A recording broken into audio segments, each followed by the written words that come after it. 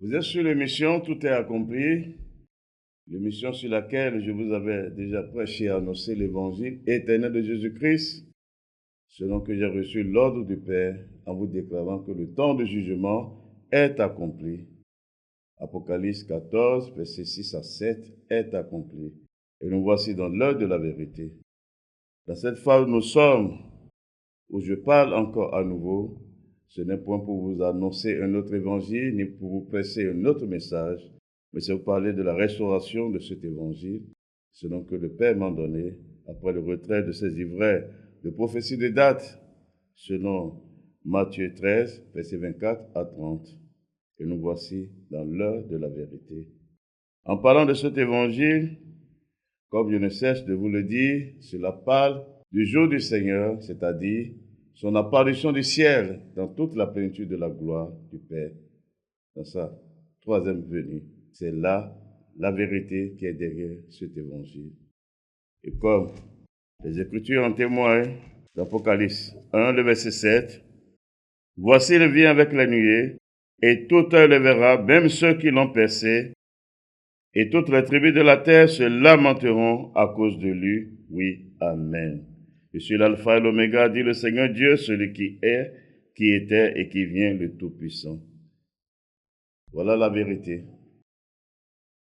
De son apparition, dit, « Voici il vient avec la nuée, et tout œil le verra, même ceux qui l'ont percé, c'est-à-dire les Juifs, et toutes les tribus de la terre se lamenteront à cause de lui. » Car c'est un jour de vengeance, c'est un jour de colère et d'ardente fureur de Dieu, sa colère qu'il a contenue depuis le commencement de cette création. Voici dans son jour, le jour unique qui s'est réservé pour entrer en jugement avec le monde, selon les Écritures, comme je vous l'ai démontré dans les Écritures, car c'est la vérité. C'est lui qui a fixé un temps pour tout. Et le temps qui s'est donné, c'est ce jour. C'est pourquoi il est dit, craignez Dieu et donnez-lui gloire, car l'heure de son jugement est venue. Il n'est pas dit, et l'heure de son jugement vient. Le temps de jugement qu'il a fixé vient, non. Le temps de jugement est accompli, et c'est dans ça que nous sommes. Et c'est ça qui est la vérité. Car je n'ai pas reçu cela d'un homme ni d'un ange, mais c'est du Père, qui m'a aimé avant la fondation du monde, et qui m'a établi son prophète de Jésus-Christ, le messager de l'Apocalypse, avec l'esprit et la puissance de Christ, en me suscitant du milieu des nations, plus précisément du Bénin, de Cotonou, pour le monde entier. Et c'est ça qui est la vérité. Et nous sommes dans l'heure de la vérité où le Père atteste lui-même son œuvre, car l'heure de la vérité, c'est l'heure de la manifestation de ses œuvres. Et c'est dans ça que nous sommes. Et comme nous étions en train de parler sur le jugement de Babylone et quelques-unes de ces abominations par lesquelles elle a corrompu la terre entière pour les éloigner, les égarer loin de la vérité, pour les séparer de Dieu, nous continuons encore dans le même esprit. Car c'est la charge qui m'a été donnée de vous avertir. Et lorsque nous lisons Apocalypse 18, le verset 1, « Après cela, je vis descendre du ciel un autre ange qui avait une grande autorité, et la terre fut éclairée de sa gloire. Il cria d'une voix forte, disant, « Elle est tombée, Babylone la grande, elle est devenue une habitation de démons, un repère de tout esprit impur, un repère de tout oiseau impur et odieux, parce que toutes les nations ont bu du vin de la fureur de son impudicité, et que les rois de la terre se sont livrés avec elle à l'impudicité, et que les marchands de la terre se sont enrichis par la puissance de son us. » Et j'ai entendu du ciel une autre voix qui disait, « Sortez du milieu d'elle, mon peuple, afin que vous ne participiez point à ses péchés et que vous n'ayez point de part à ses fléaux, car ses péchés se sont accumulés jusqu'au ciel, et Dieu s'est souvenu de ses iniquités. Nous sommes dans la pleine manifestation visible de toute la puissance de cette parole de l'Écriture. C'est pourquoi cet avertissement est vrai dans toute sa puissance, dans la phase où nous sommes, précisément dans la deuxième phase de la manifestation du jugement de Babylone. Il est dit, sortez du milieu d'elle, mon peuple, afin que vous ne participiez point à ses péchés et que vous n'ayez point de part à ses fléaux. Il sortez du milieu d'elle, sortez de Babylone. Et l'intelligence vous a été donnée dans une pleine compréhension selon la parole de Dieu, que Babylone, cela parle de la grande ville, c'est-à-dire de Rome qui a la royauté, sur tous les rois de la terre, c'est-à-dire sur tous les dirigeants de la terre. Mais celui qui lui a donné cette gloire, qui lui a donné cette domination, il l'a déjà retiré, et cela depuis 2013. C'est pourquoi, depuis ce temps, jusqu'à ce jour, vous avez vu comment elle est rentrée en confusion, comment son église qui la représente sur toute la terre est rentrée en confusion totale. Elle est mise à nu, c'est l'œuvre de Dieu, afin que cela puisse vous servir de témoignage. Car elle n'a rien de Dieu, elle n'est pas de Dieu, et c'est la vérité. Et c'est la vérité. Il sortez du milieu d'elle, mon peuple. Sortez du milieu d'elle. Cet avertissement est vrai. Est vrai. C'est pourquoi je vous disais, le temps de Lot préfigurait ce temps T dans lequel nous sommes. Où on a demandé à Lot de sortir de Sodome. Parce que Dieu voulait détruire Sodome. Dieu ne l'a pas enlevé, mais il dit sortez. Et c'est après sa sortie que Dieu a manifesté son jugement. Parce que c'est lui qui a promis le salut, qui a le pouvoir de délivrer. Et dans cette phase nous sommes, c'est la même chose pour ses élus. Si vous êtes de Dieu, si vous êtes compté parmi ses élus, c'est le temps de vous réveiller de son ivresse. Réveillez-vous, sortez de Babylone, sortez de Rome, sortez de son église, sortez de toutes ces églises, car toutes ces églises que vous voyez sur la terre entière, quel que soit leur nombre, c'est d'elles qu'elles sont tous sorties. C'est pourquoi il est dit qu'elle est la mère des impudiques. C'est pourquoi même se vante en déclarant sur elle, Église mère, et c'est la vérité. Car aucune d'entre elles n'est en exemple, n'est en modèle par rapport à l'œuvre de Dieu. Car l'Église, c'est l'œuvre de Dieu. C'est le nouveau peuple qu'il a créé à son image pour manifester sa gloire. Et nous voici dans l'heure de la vérité. Et cette Église, c'est encore lui-même. Donc on dit que l'Église est le corps de Christ, dont lui-même est la tête. Et c'est la vérité. Sortez du milieu d'elle, mon peuple. Si vous êtes compté parmi le peuple de Dieu, vous ne pouvez pas mettre la parole de Dieu de côté, qui est la vérité. Là, c'est la parole de Dieu qui lui sert de sceau pour tout. Nous allons continuer. L'une de ces abominations, son culte qu'elle a fabriqué, le culte de Vierge Marie. Nous allons voir ce que les Écritures nous renseignent, parce que c'est la Bible qu'elle tient en main. Et vous aussi qui l'écoutez, qui pratiquez ces choses, c'est la même Bible. C'est pourquoi il n'y a pas d'excuse. C'est pourquoi il n'y a pas d'excuse. Nous allons découvrir Marie dont elle prétend présenter ainsi. Qu'est-ce que les Écritures disent la concernant, afin que vous puissiez choisir. Car nous ne forçons personne. La chose qui m'a été donnée, c'est de vous avertir. Est-ce que ce que je prends le soin de le faire, je l'avais fait, et à nouveau, je le fais encore. Car c'est Dieu qui a promis le salut. C'est une porte de rachat. Et nous voici.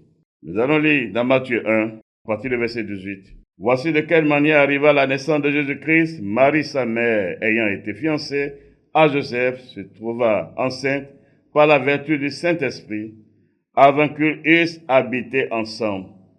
Il faut souligner là, avant qu'ils eussent habité ensemble, ça veut dire que Marie et Joseph ont habité ensemble. Nous continuons le verset 19. Joseph, son époux, qui était un homme de bien et qui ne voulait pas la diffamer, se proposa de rompre secrètement avec elle.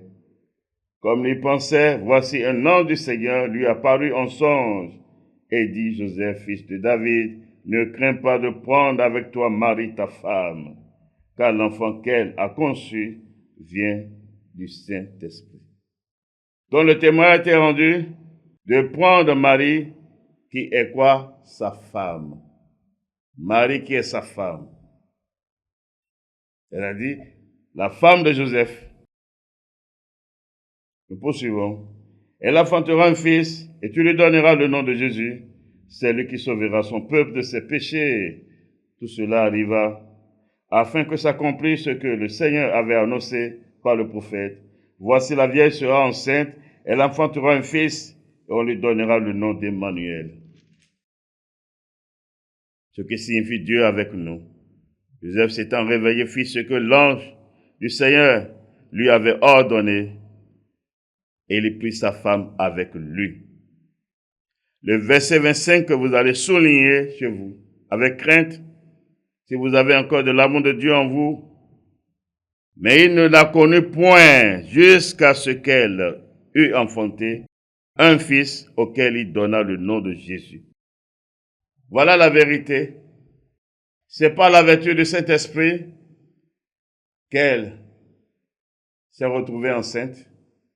Non pas par une relation humaine, d'homme à femme, parce qu'elle était vierge. J'ai bien dit elle était vierge. Mais après qu'elle a donné naissance à l'enfant qu'elle portait, elle est dans un mariage. Elle est femme de quelqu'un. Elle n'est pas femme de Dieu, elle est femme de quelqu'un, selon les Écritures. Elle est en foyer avec son mari, son époux, Joseph. Mais le témoin était rendu dans le verset 25. Mais il ne la connut point jusqu'à ce qu'elle eût enfanté un fils. Il n'est pas dit, mais il ne la connut point. Non, jusqu'à, c'est-à-dire à un temps donné. Il s'est privé à un temps donné jusqu'à ce que l'enfant qui est promis, le fils qui est promis, puisse sortir. Mais après, ils ont vécu normalement ensemble, selon les Écritures. Ça veut dire qu'il l'a connu. Ça veut dire qu'il a eu des relations sexuelles avec lui après qu'elle ait enfanté. Après que Dieu ait manifesté son œuvre, parce que c'est sa femme. Et toujours dans les Écritures, parce que Dieu est dans sa parole, et sa parole c'est la vérité. Et c'est ce qui fait notre force. C'est ce qui fait notre force. Lorsque nous lisons dans Matthieu 13, le verset 53, lorsque Jésus y a achevé ses paroles, il est parti de là, s'étant rendu dans sa patrie, il enseignait dans la synagogue, de sorte que ceux qui l'entendirent étaient étonnés et disaient, d'où lui viennent cette sagesse et ces miracles? N'est-ce pas le fils du charpentier, c'est-à-dire de Joseph? N'est-ce pas Marie qui est sa mère, Jacques, Joseph, Simon et Jude? Ne sont-ils pas ses frères? Et ses sœurs ne sont-elles pas toutes parmi nous? D'où lui viennent donc toutes ces choses? D'où lui viennent toutes ces choses? Quand nous regardons ici le témoignage qui a été rendu, cela montre qu'il était dans une maison, qu'il a grandi dans une famille. Marie et Joseph constituent un ménage, une famille, un foyer où Dieu les a bénis avec des enfants et leurs noms ont été cités. Mais les séducteurs vont dire non, c'est ses cousins. Comment est-ce que c'est possible? Pourquoi alors ne disent pas-elles que Marie est sa tante? Parce que c'est bien dit, Marie qui est sa mère, Jacques, Joseph, Simon et Jude, ne sont-ils pas ses frères? C'est la parole de Dieu. Et c'est ça qui est la vérité. C'est ça qui est la vérité. Toujours dans les Écritures.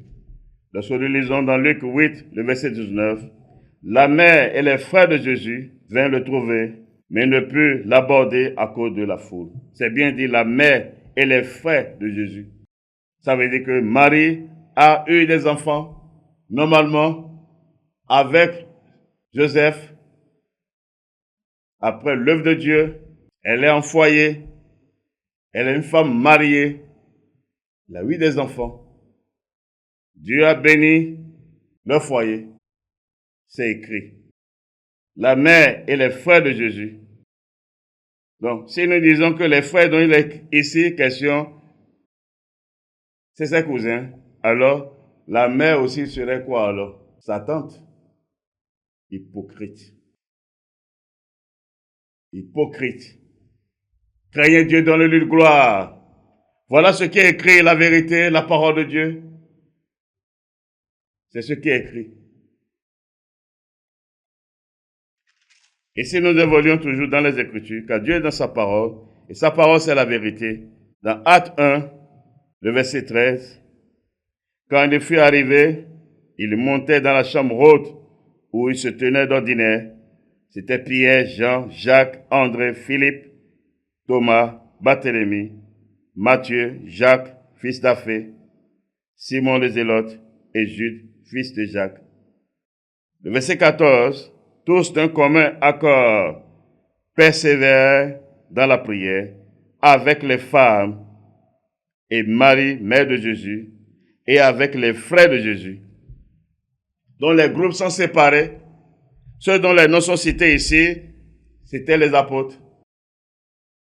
Mais ils n'étaient pas seuls. C'est bien dit dans le verset 14, tous d'un commun accord persévéraient dans la prière avec les femmes et Marie, mère de Jésus, et avec les frères de Jésus. Donc ça veut dire, les enfants de Marie aussi étaient là. Marie a des enfants qui ont cru au témoignage.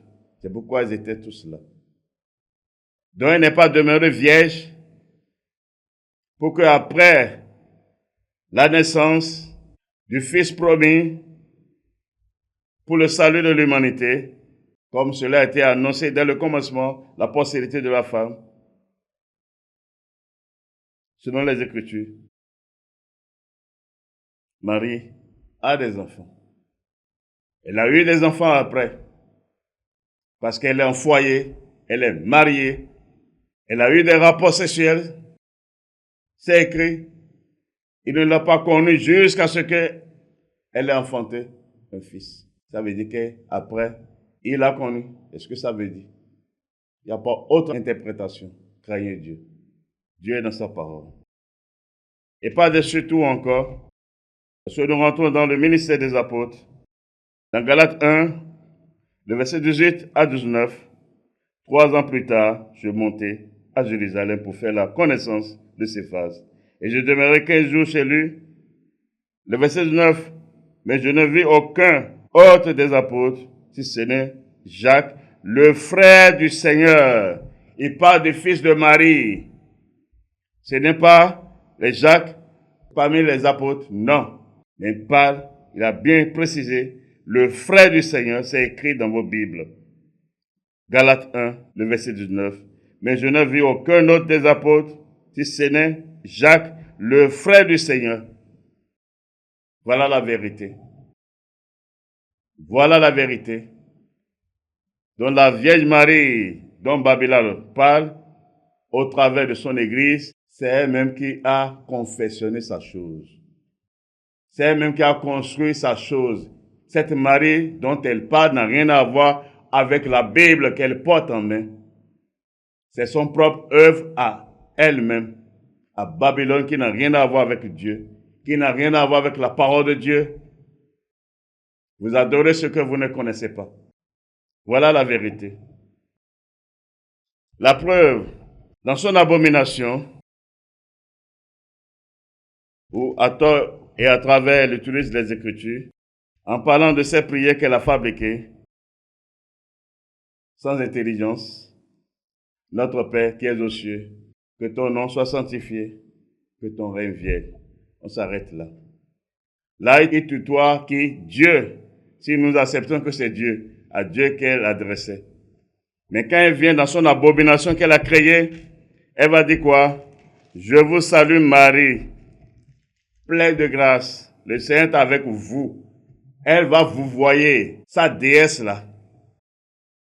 Mais celui qui est le Créateur, donc elle est en train de dire qu'elle est en train d'adorer, elle tutoie. Réveillez-vous, réveillez-vous, sortez de son ivresse, qu'elle est tombée déjà. Babylone est tombée pour toujours. Rome est tombée pour toujours. L'Église catholique est tombée pour toujours. Y compris toutes ces dénominations qui sont ces filles, soi-disant églises, sont tombées pour toujours. Et c'est la vérité. Car aucune d'entre elles ne serait épargnée. Car ce sont les fruits de son œuvre abominable qu'elle a rempli toute la terre pour la corrompre. C'est la vérité. Donc là-bas, elle va tutoyer celui qui est le Dieu créateur. Mais ici, elle va dire, je vous salue, Marie, pleine de grâce. Et rentrons dans les Écritures pour découvrir son abomination. Lorsque nous lisons dans Luc 1, à partir du verset 26. Au 6e mois, l'ange Gabriel fut envoyé par Dieu dans une ville de Galilée appelée Nazareth, auprès d'une vierge fiancée à un homme de la maison de David, nommé Joseph. Le nom de la vierge était Marie. Le verset 28, l'ange entra chez elle et dit, je te salue, toi à qui une grâce a été faite, le Seigneur est avec toi. Troublée par cette salutation, Marie se demandait ce que pouvait signifier cette salutation. L'ange lui dit, ne crains point, Marie, car tu as trouvé grâce devant Dieu. Et tu deviendras enceinte, et tu enfanteras un fils, et tu lui donneras le nom de Jésus. C'est bien dit. Le verset 28, l'ange entra chez elle et dit, je te salue, toi à qui une grâce a été faite. Toi à qui une grâce a été faite. Parce qu'elle n'était pas la seule vierge. Il y avait plusieurs vierges, mais c'est une grâce qui lui a été faite pour la choisir, pour manifester sa volonté au milieu des hommes. Ce n'est pas par mérite. Mais Babylone va dire, pleine de grâce, qu'elle est pleine de grâce. Or, c'est dit dans vos Bibles, je te salue, toi à qui une grâce a été faite, le Seigneur est avec toi. Mais Babylone va dire, je vous salue Marie, pleine de grâce, le Seigneur est avec vous, abomination. Vous avez trouvé ça où? Or, c'est les Écritures là qui donnent notre sens. Ce que Dieu dit, elle étend le sens à ça. Pour son profit, pour ses intérêts, orgueilleux, criminels, méchants, abominables, sataniques, démoniaques. C'est des prières démoniaques. C'est des prières des esprits séducteurs. Vous allez dire, quand je fais des fois ces genres de prières, je suis exaucé. Tu es exaucé par qui? C'est une abomination. Dieu n'est pas dans ça. Dieu est dans sa parole. Et sa parole, c'est la vérité. Autrement dit, déposez la Bible. Quand vous avez tous la Bible en main, craignez Dieu. Craignez Dieu. Parce que ce que j'ai dit, c'est dans vos Bibles. C'est encore dit dans le verset 30. L'ange lui dit, ne crains point, Marie, car tu as trouvé grâce devant Dieu. C'est clair. Tu as trouvé grâce devant Dieu. Il n'est pas dit plein de grâce, car ce n'est pas elle qui a le salut. Non. Non. Craignez Dieu. Craignez Dieu. Or, regardez son témoignage après tout ceci. Regardez son témoignage.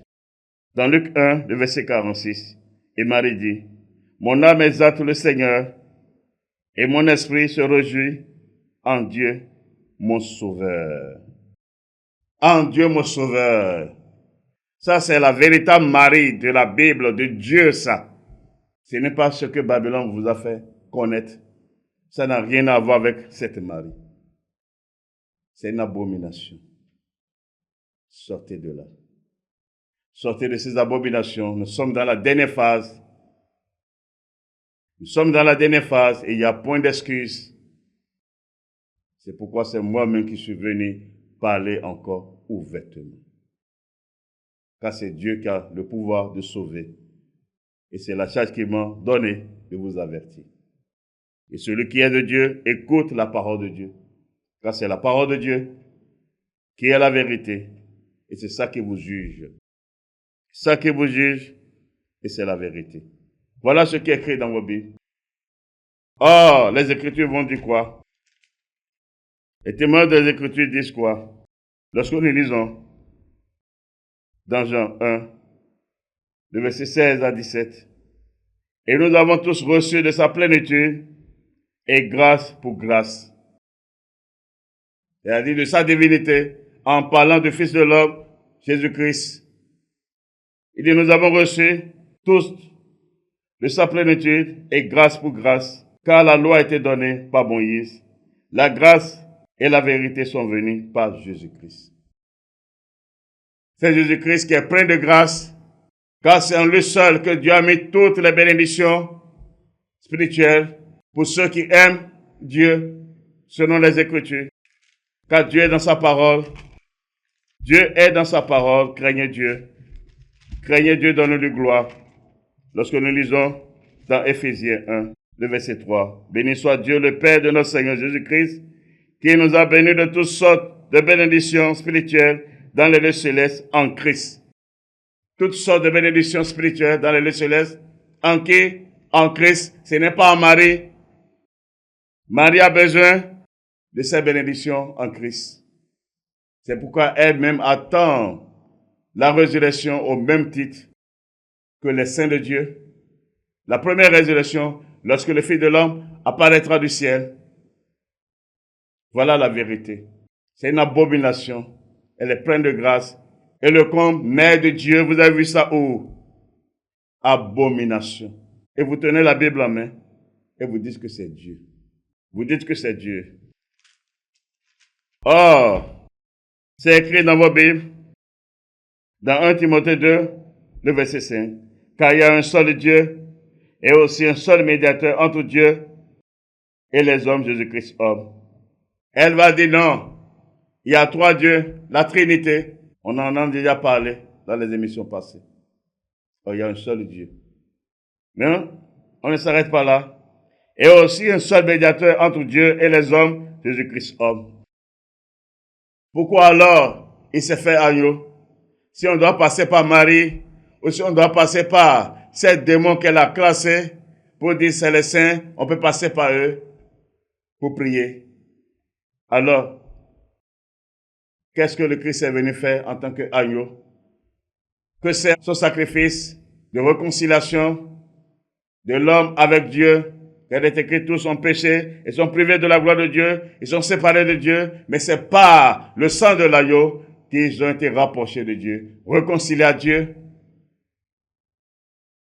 C'est pourquoi le témoin a été rendu avec puissance. Encore dans Hébreux 4, le verset 16. Approchons-nous donc avec assurance du trône de la grâce, afin d'obtenir miséricorde et de trouver grâce pour être secouru dans nos besoins. Il y a un seul trône. Mais pour approcher ce trône-là, ce n'est que pas l'œuvre de Christ, l'œuvre de Jésus-Christ, ce n'est que par Jésus-Christ. Car c'est le seul nom qui a été donné parmi les hommes, le nom qui est au-dessus de tous les noms, dans lequel on a tout, le salut, tout. C'est pourquoi le Fils de l'homme disait, demandez en mon nom, car là il y a tout. Or, lorsque nous montons dans le verset 14 de ce même chapitre de Hébreux 4, il est dit, ainsi puisque nous avons un grand souverain sacrificateur qui a traversé les cieux, Jésus, le Fils de Dieu, demeurons fermes dans la foi que nous professons. À quoi sert-il alors? S'il faut passer par Marie, comme Babylone l'enseigne, abomination, c'est un mensonge. Ça n'a rien à voir avec Dieu. Ça n'a rien à voir avec la Bible que vous tenez en main. La preuve, quand vous ensemble, elle va dire, Évangile Saint-Jean, et quand elle finit de faire le lecture, acclamons la parole de Dieu. C'est ça qu'on a dit? Acclamons la parole de Dieu, abomination. Donc, Dieu va parler, vous allez acclamer. Vous allez applaudir. Acclamons la parole de Dieu, la sédition. C'est des blasphèmes contre Dieu. Et vous êtes dedans. Pour dire que vous vous rendez grâce à Dieu. Quel Dieu? Il n'y a pas de Dieu là. Sortez de là. Je vous dis la vérité. C'est l'antéchrist. C'est le diable que vous adorez, qu'il vous fait adorer avec sa déesse, qu'il vous fait adorer. La Vierge Marie dont il parle n'a rien à voir avec les Écritures, n'a rien à voir avec le témoignage de la Bible, le témoignage de l'Église, la parole de Dieu. Je vous dis la vérité. Je vous dis la vérité. Voilà. Voilà. Or, déjà, le Fils de l'homme, en préparant ce jour pour ses saints, pour le salut de ses saints, afin que personne ne puisse dire non, on ne savait pas. On ne savait pas. Mais lorsque le Fils de l'homme, au milieu des Juifs, dans sa première venue, a pris sa position d'esprit pour ce qui le concerne, pour ce pourquoi il est rentré dans le monde, mais quel était son témoignage par rapport à cette famille de qui il est issu, selon le plan de Dieu. Lisons alors dans Jean 2, à partir du premier verset. 3 jours après, il y eut des noces à Cana, en Galilée. La mère de Jésus était là, et Jésus fut aussi invité aux noces avec ses disciples. Le vin ayant manqué, la mère de Jésus lui dit, « Ils n'ont plus de vin. » Jésus lui répondit, « Femme, qu'y a-t-il entre moi et toi? Mon heure n'est pas encore venue. » Dans l'abomination de Babylone, on dit non. Quand tu veux toucher un fils, quand tu parles à sa mère va lui parler, va écouter. Vous avez trouvé ça où? Même vous-même là, jugez. Qui d'entre vous, votre mère vous parle et vous écoutez? Abomination. C'est des mensonges. Qui d'entre vous? Celui qui est de Dieu écoute Dieu seul et fait sa volonté. Mais qu'est-ce qu'il dit ici? Dans Jean 2, le verset 4, lorsque Marie a voulu intervenir, Jésus lui répondit, « Femme, qu'y a-t-il entre moi et toi?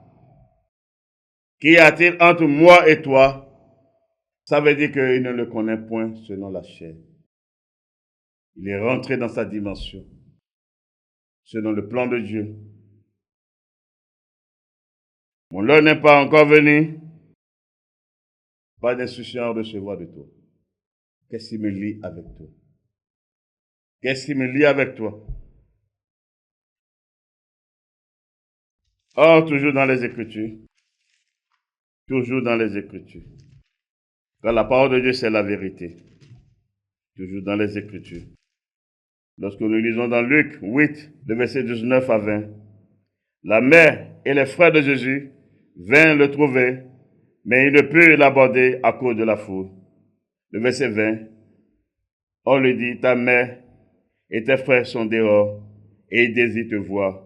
Le verset 21, mais il répondit, ma mère et mes frères, ce sont ceux qui écoutent la parole de Dieu et qui la mettent en pratique. Voilà. La véritable famille auquel le Fils de l'homme appartient, c'est ça qu'il a décrit. Ma mère et mes frères, ce sont ceux qui écoutent la parole de Dieu et qui la mettent en pratique. C'est là, ma mère, c'est là, mes frères. Il ne les a pas répondu. Il ne les a pas répondu. Or, lorsque nous lisons encore, du temps du Fils de l'homme au milieu des Juifs, devant lui, les hommes veulent lever Marie déjà, à cause de la grâce qui lui a été accordée, de ce que la promesse de Dieu a été manifestée au travers d'elle. Regardez ce qui a été dit. Dans Luc 11, le verset 27 à 28. Tandis que Jésus parlait ainsi, une femme leva la voix du milieu de la foule, lui dit, heureux le sein qui t'a porté, heureuse les mamelles qui t'ont allaité. Et il répondit, heureux plutôt ceux qui écoutent la parole de Dieu et qui la gardent. Voilà la vérité. Elle élevait déjà Marie, qu'elle est heureuse, et de Marie qu'elle entendait parler. Ben, c'est dans son sein qu'il est sorti. Et son sein qu'il a porté. Dieu a manifesté son prodige, sa puissance pour le salut. Mais qu'est-ce qu'il a dit? Relisons encore, car nous aimons la vérité. La parole de Dieu, c'est la vérité. Luc 11, 27 à 28. Tandis que Jésus parlait ainsi, une femme, élevant la voix, du milieu de la foule, lui dit, « Heureux le sein qui t'a porté, heureuse les mamelles qui t'ont allaité. » Et il répondit, « Heureux plutôt ceux qui écoutent la parole de Dieu et qui la gardent. » Voilà la vérité. Il n'a pas accepté. Et c'est en votre jour que Dieu va accepter cela? Non. Ça là, c'est une autre Marie qu'elle a fabriquée. Babylone a fabriqué, Rome a fabriqué pour vous détourner de la vérité de Dieu. C'est un esprit séducteur.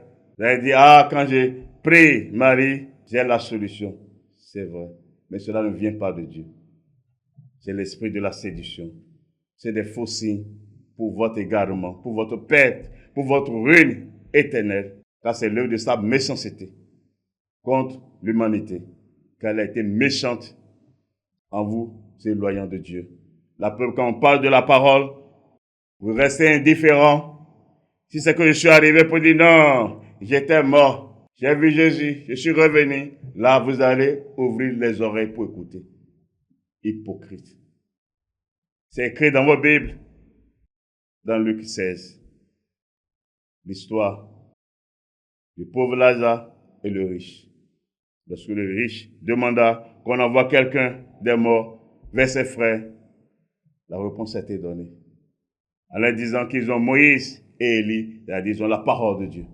Dieu est dans sa parole. Dieu va laisser sa parole pour ces abominations-là. C'est qu'ils ont voté par les cultes des morts. Il est dit dans les Écritures que les morts n'ont plus rien à faire avec ce monde. Après la mort, c'est fini. C'est l'apostasie. Et c'est son œuvre. Sortez de ses œuvres. Sortez de Babylone. Je vous ai averti. Je vous avertis encore. Nous sommes déjà là et vous serez surpris. Comme au jour de la manifestation de la première fois de son jugement, la même manière vous avez été suivis. C'est un écran d'heure que toute la terre a été paralysée en 2020. Qui pouvait soulever la tête? Ni riche, ni pauvre, non. Tout le monde était réduit au silence. C'est ça Dieu.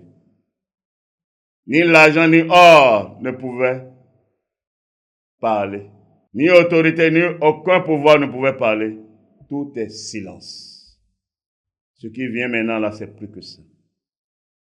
Sa destruction, sa disparition pour toujours, la manifestation visible de la fumée de son incendie, c'est plus que ça. C'est pour vous conduire droit dans la porte de la ruine éternelle, par l'apparition de l'Antéchrist sur vous.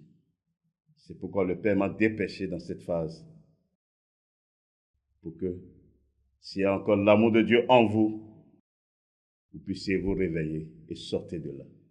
Sortez du milieu d'elle, sortez de son église, sortez de ses églises, ses dénominations, elles ne sont pas différentes d'elle.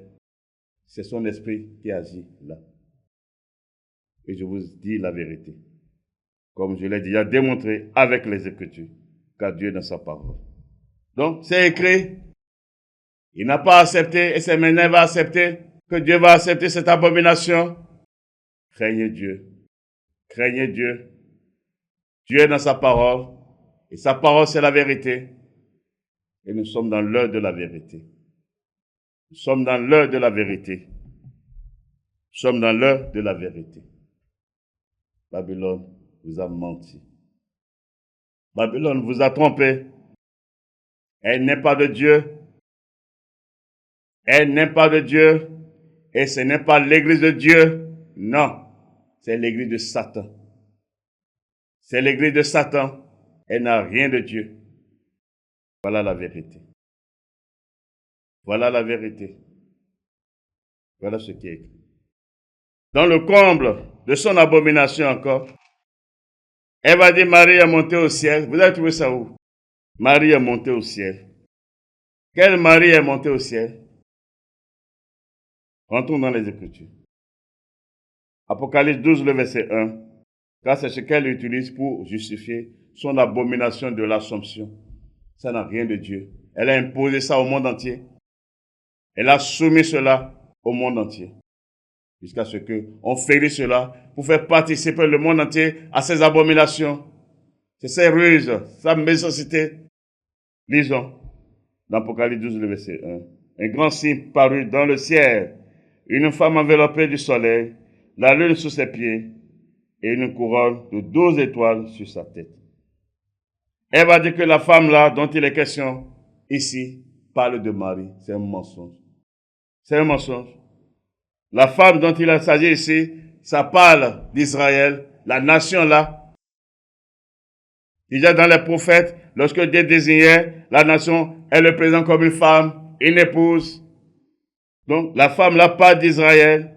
C'est pourquoi c'est dit sur sa tête, il est dit, et une couronne de 12 étoiles sur sa tête.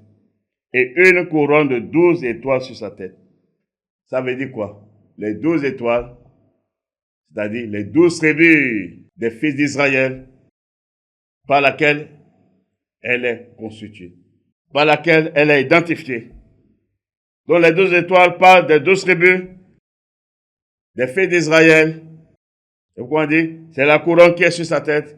Et ça qui la distingue. Pour montrer que la femme dont il est question ici parle d'Israël. Or, dans le même passage de l'Écriture, lorsque nous lisons, toujours dans Apocalypse 12, le verset 5 à 6, elle enfanta un fils qui doit paître toutes les nations avec une verge de fer. Et son fils fut enlevé vers Dieu et vers son trône. Le verset 6, et la femme s'enfuit dans le désert, où elle avait un lieu préparé par Dieu, afin qu'elle fût nourrie pendant 1260 jours. C'est écrit ici dans le verset 6, et la femme s'enfuit dans le désert. Ce n'est pas qu'elle a été enlevée pour aller au ciel, dans le désert. Cela parle de ce temps, par rapport à l'enlèvement des élus d'Israël, lorsque la bête va se redresser dans sa colère pour la persécution des saints, eux ils seront épargnés, et c'est l'Église qui sera exposée à sa colère. C'est l'Église qui va répondre à leur place. Car par l'œuvre de Christ, selon Éphésiens 2, les deux sont devenus un, c'est-à-dire les nations et les 12 tribus d'Israël forment un seul peuple, un seul corps, le nouveau peuple de Dieu.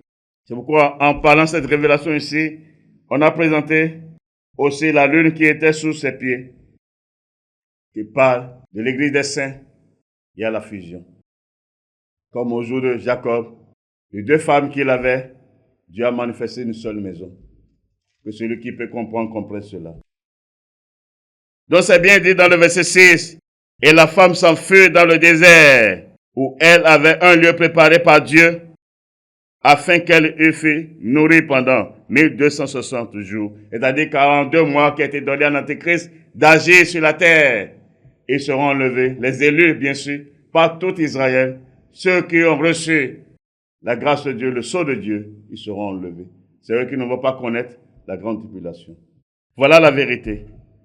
Et si nous venons toujours, nous restons toujours dans Apocalypse 12, le verset 13, quand le dragon vit qu'il avait été précipité sur la terre, il poursuiva la femme qui avait enfanté l'enfant mâle, c'est-à-dire Israël. C'est pourquoi depuis Israël dans le trouble, il n'a pas connu la paix Israël qui est là. Ils n'ont pas connu la paix jusqu'à présent. C'est le plan de Dieu sur eux. Par tous les moyens, ils sont persécutés. Mais on n'arrive pas à les vaincre parce que quoi? C'est Dieu qui les a revêtus. Par sa fidélité, pas à cause d'eux, à cause de son nom, à cause de sa parole, car aucune de leurs œuvres ne témoigne du nom de Dieu. Mais Dieu est égal à lui-même. Et nous sommes à la fin. Et les deux ailes du grand aigle furent données à la femme, afin qu'elle s'envolât au désert, vers son lieu, où elle est nourrie un temps, des temps, et la moitié d'un temps, loin de la face du serpent. Il parle par rapport à la colère de l'Antéchrist. Car c'est le diable, le dragon, qui agira au travers de lui, dans toute sa plénitude. Mais c'est dit, et de sa bouche, le serpent laissa de l'eau comme un fleuve derrière la femme, afin de l'entraîner par le fleuve. Et la terre secourit la femme, et la terre ouvrit sa bouche, et engloutit le fleuve que le dragon avait lancé de sa bouche. Comme au jour de Moïse, lorsqu'il sortait le peuple de l'Égypte, où les Égyptiens les ont poursuivis, la mer les a secourus. C'est la mer qui a englouti tous les ennemis. C'est la même chose lorsqu'ils seront enlevés pour être conduits vers le lieu que Dieu a préparé, la cachette qu'il a préparée pour eux sur la terre. Ce n'est pas au ciel, non, c'est sur la terre. Lorsque il va lancer ses troupes contre eux, la terre là va ouvrir sa bouche pour les engloutir, comme la mer l'avait fait. Aujourd'hui, en ce jour, c'est la terre qui va faire cela. Je vous ai parlé ouvertement, afin que cela puisse vous servir de témoignage. Personne ne dira, je n'ai pas compris. Personne ne dira, on m'a trompé. C'est gratuitement que je vous ai parlé. Quoique vous m'avez traité de tout, je vous parle. Le temps vient où vos bouches seront fermées. Et c'est là où nous sommes. C'est là où nous sommes.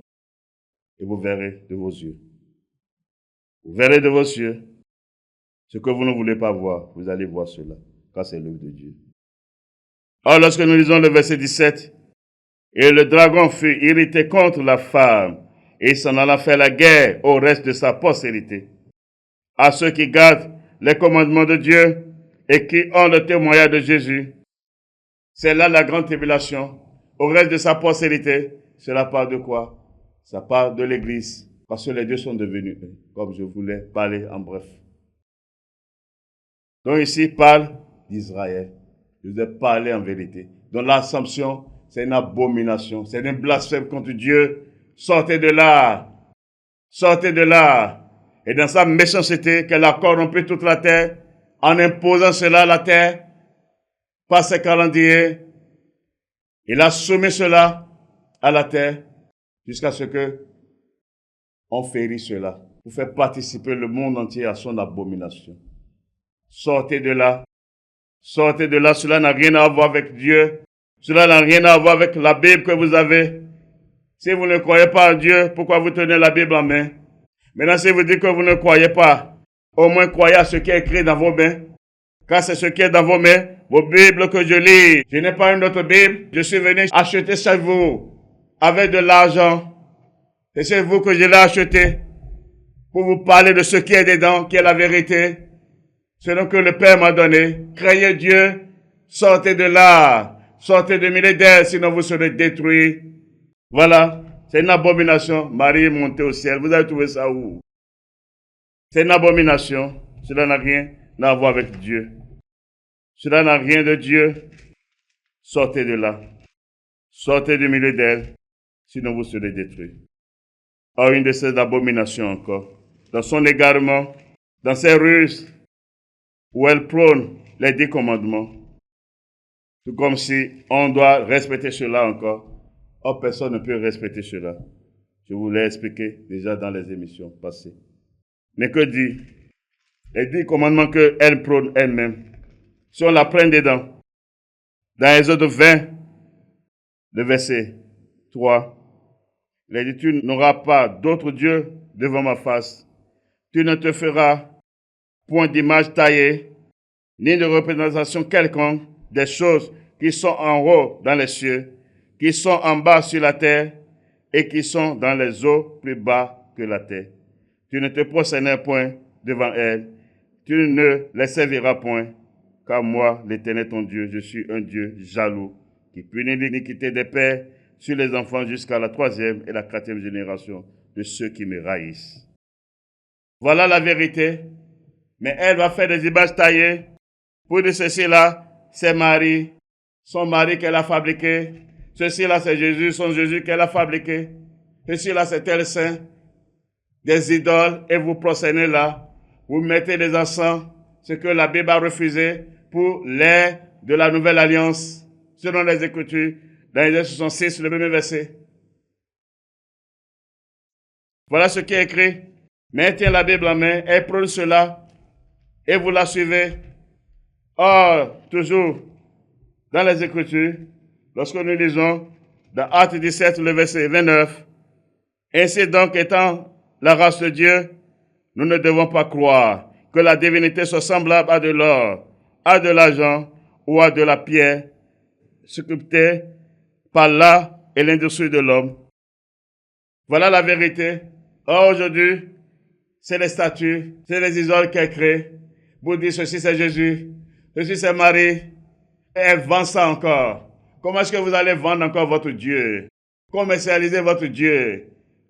Réveillez-vous. Comment vous allez vendre Dieu? Vous dites que c'est votre Dieu. Parce que Marie, c'est Dieu de l'Église catholique romaine. C'est le Dieu de Rome. Je vous ai montré. Le Dieu créateur. Et elle va dire, notre Père qui est aux cieux. Mais pour son abomination qu'elle a créée, je vous salue Marie, pleine de grâce. Abomination. Abomination. Et vous dites Amen à cela. C'est là, il n'y a point d'excuse pour vous. Sortez de là. Sortez de milieu d'elle. Voilà ce qui est écrit. Ainsi donc, étant de la race de Dieu, nous ne devons pas croire que la divinité soit semblable à de l'or, à de l'argent ou à de la pierre sculptée par l'art et l'industrie de l'homme. Or, les hommes vont s'asseoir pour fabriquer avec du ciment, avec du sable, avec du fer.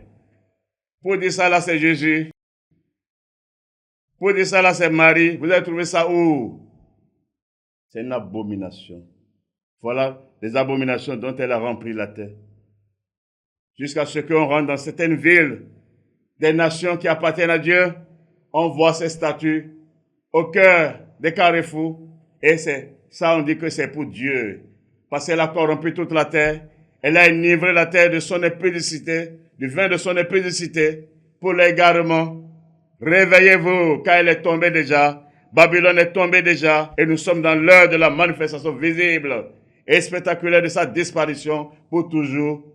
Et je vous dis la vérité, je ne tiens pas cela d'un homme, mais de Dieu. C'est pourquoi c'est dans les Écritures que je vous parle.